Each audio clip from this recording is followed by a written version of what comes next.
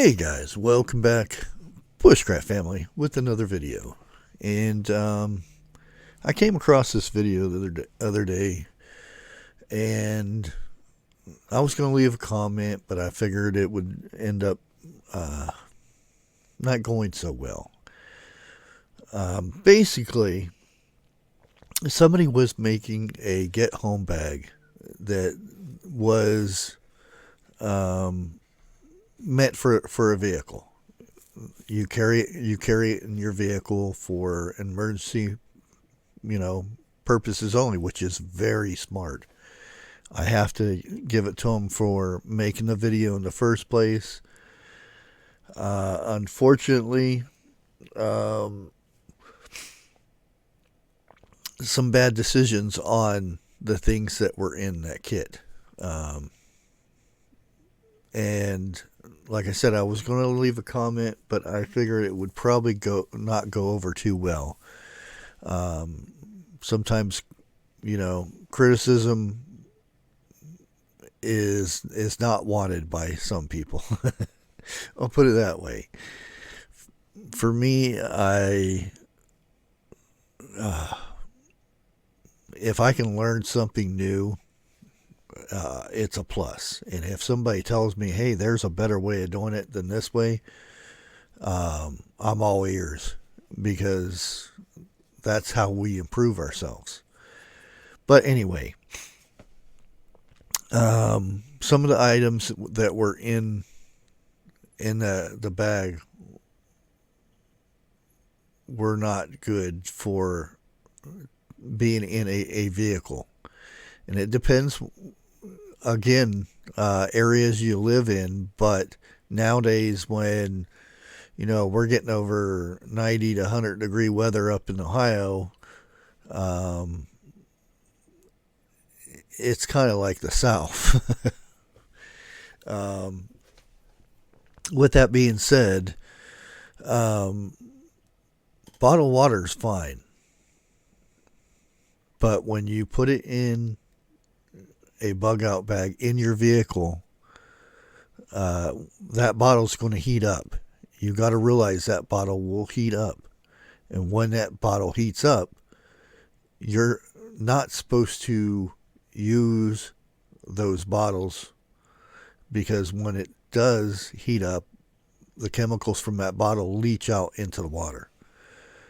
That being said, there were quite a bit more things, and I'll go over that in a little bit. But I thought maybe I'll just do a little breakdown of some things that you may have put in a get home bag, or you're thinking about making one, because they're very smart to have these, because you never know when you're going down a back road somewhere and you break down, or it's middle of winter time, or uh, whatever the case may be, and you have to get out and try to get home. You have no way of contacting somebody, there's no signal, or whatever the case may be. Um, you want to be able to have a bag to survive with. Well, anyways, let's go. Some of the things that you shouldn't carry in your get home bag. Um, and this is if you have a vehicle that you don't have a trunk or something like this, um, where this could be visible, things like that. It's you know electronic devices. If they see something like that in your vehicle, they're going to go ahead and snag it. On top of that, when batteries do die, or when they get cold, when they get hot, they can combust, and that's just a fire waiting to happen. Um, so whenever you're putting something in a bag that's going to sit there for hard to say how long. You want to make sure that it's not like a lithium battery or something like that. You want to make sure that there's less chance of a fire happening with the device, be it a rechargeable flashlight, GPS, it whatever the case may be. Our next one is candles and matches. You would think, well, you need light. Say if you have to trek through the woods to get somewhere and you have to spend the night in the wilderness or whatnot, you want light and you want to be able to make a fire. Well, it all depends on those devices.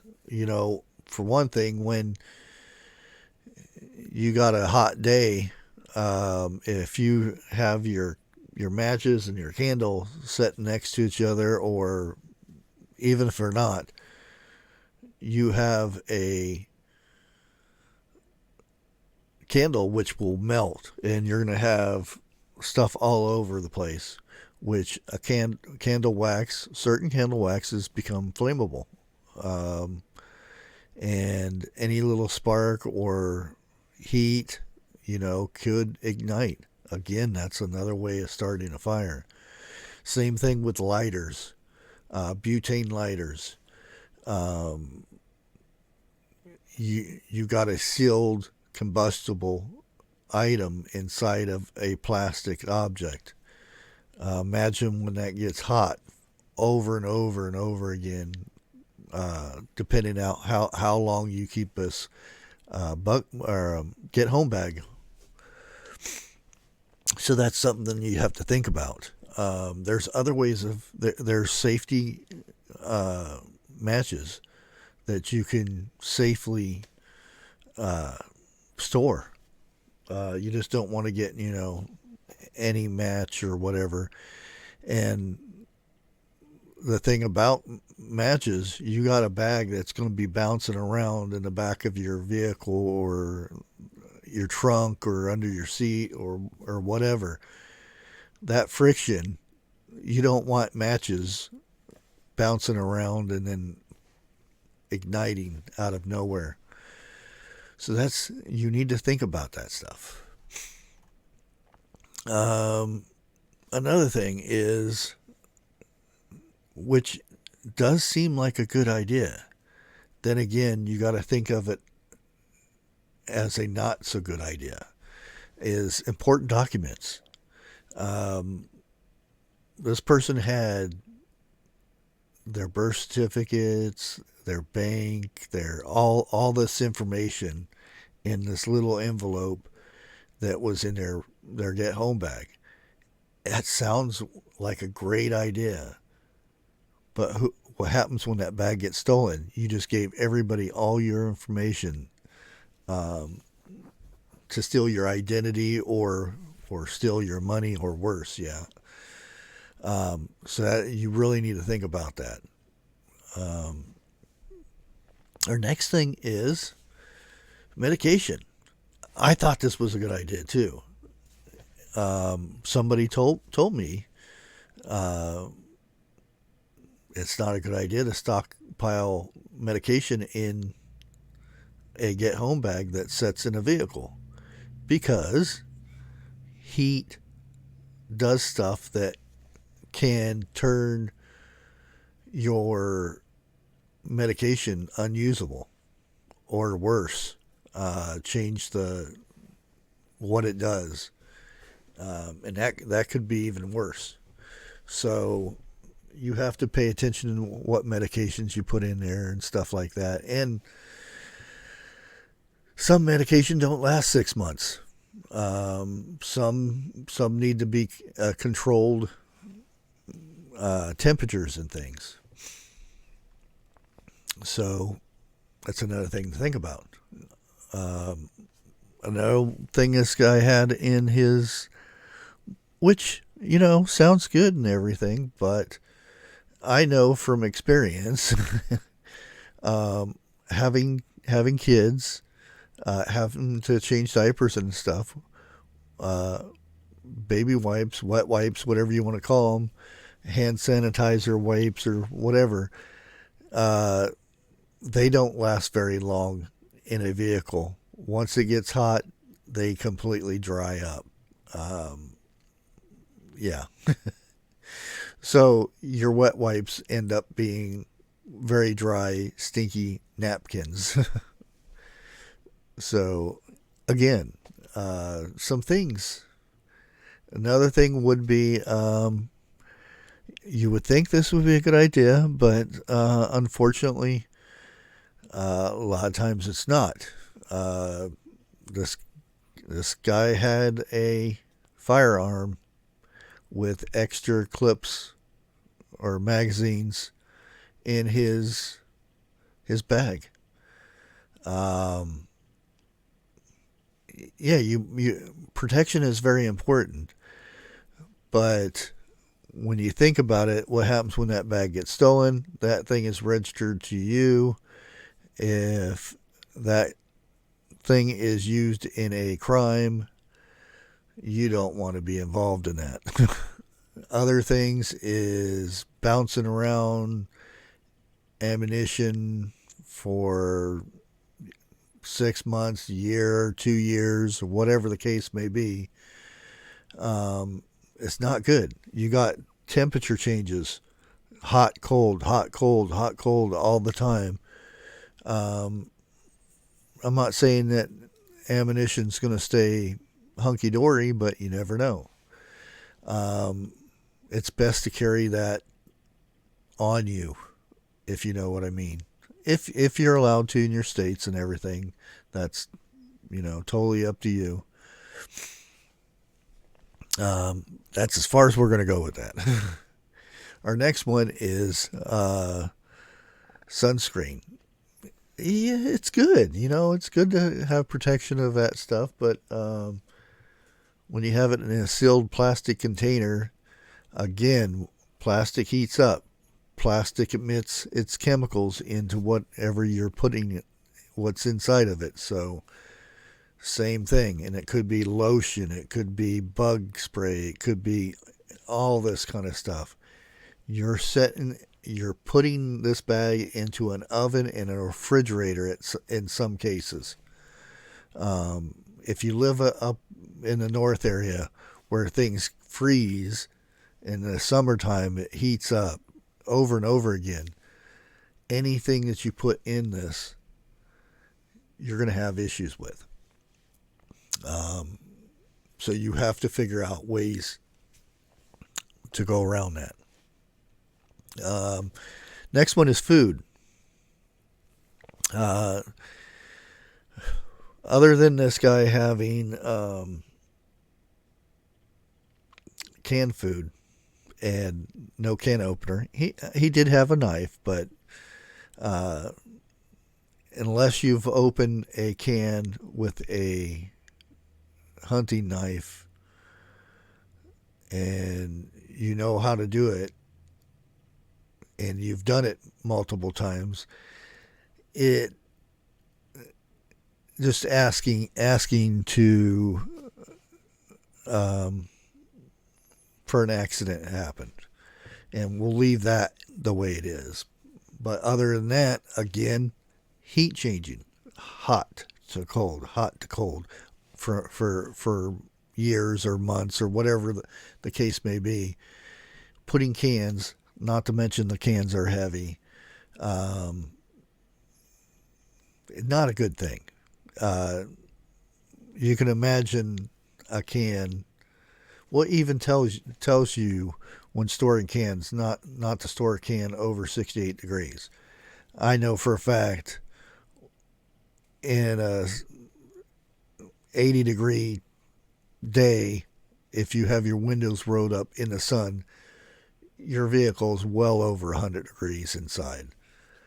That being said, that's way too much for your food to grow. It's going to grow bacteria. It's going to expand. so many things. The best thing is to have dried meat, um, you know, dehydrated, freeze dried, or whatever you want to call it, kind of food um, that is suitable for high temperatures and stuff like that. I've got this. Um, it's like a survival brick, I think they call it. You can break it off. It probably tastes like crap and everything, but it's enough to get you from point A to point B, and you're able to have it in different temperatures, and it's waterproof and the whole 9 yards. That's kind of stuff that you want to keep in there. You don't want to carry a 10-course meal. You want to have something that you can eat on the go, or just to put water in, which comes to our next one. And the water again. Uh, you need water. I'm not saying anything with that, but there are um, stainless steel containers. There are things that you can store water in safely that the sun or anything else is not going to do anything with it. Because plastic bottles, it may be a perfect thing to carry in your bug out bag. Once that heats up and the chemicals go into the water, that's the water you're going to be drinking. So, um, ways to think of this stuff. I still have some old canteens uh, from a Boy Scout kit that I picked up at Goodwill. That's perfect. You put that water in there. Again, you got to make sure that everything's clean and everything before you store everything in it, because less chance of microorganisms to mess you with your water. And always have a way to sterilize that water in an emergency situation. And I think that's going to be it for. And I know there's probably tons more things that you wouldn't want to put in a get home bag, and that's what you guys are for. Leave a comment of things that you may think is good, you may think is bad to go in a get home bag. With that, I'm gonna leave you at that, and God bless.